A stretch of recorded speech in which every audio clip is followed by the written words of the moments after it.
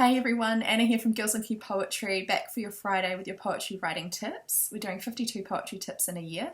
Today's tip is about 15 ways of looking at a stone, and it's a Zen Buddhism idea.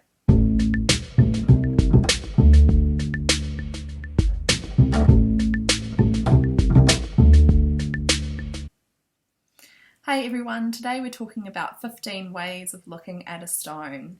Now what does that mean? So in Zen Buddhism, in Zen Buddhist gardens such as the ones in Japan, they might have a stone and it's embedded in the garden, and there might be a number of different vantage points where you can walk around the garden and look at that stone from a different angle.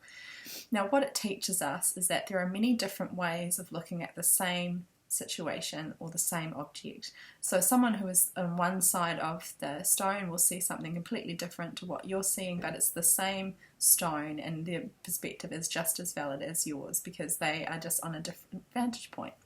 So when it comes to writing, sometimes we have an idea, we have a poem seed, we have seen something or heard something, we know we want to write about it, but we don't know how, we don't know what.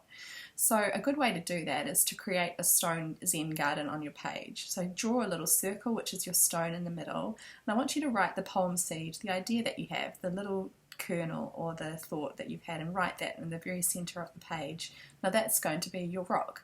Now what I want you to do is write 15 lines coming out of that like a brainstorm, and we're going to just look at different ways of looking at the poem. So 15 different ways to explore that idea that you can then use when you come to write your poem.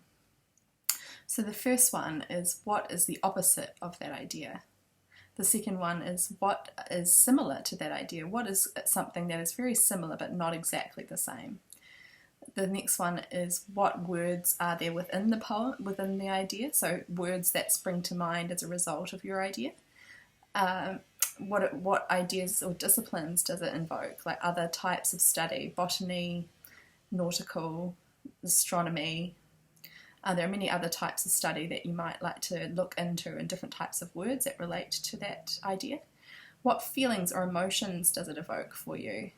Number 6, what kinds of sensory imagery does it have? Does it make you think of various smells, taste, touch, hearing, etc.? What about childhood memories does it evoke? What about questions that you might have as a result of that idea? What questions would someone ask if they came across that idea? Next, you might like to ask someone you know what their opinion is about it, or what would a famous figure think? What would Obama think? That's number 10. What would Obama or what would Trump think about that idea? So just thinking about people in history or characters and how they might relate to it.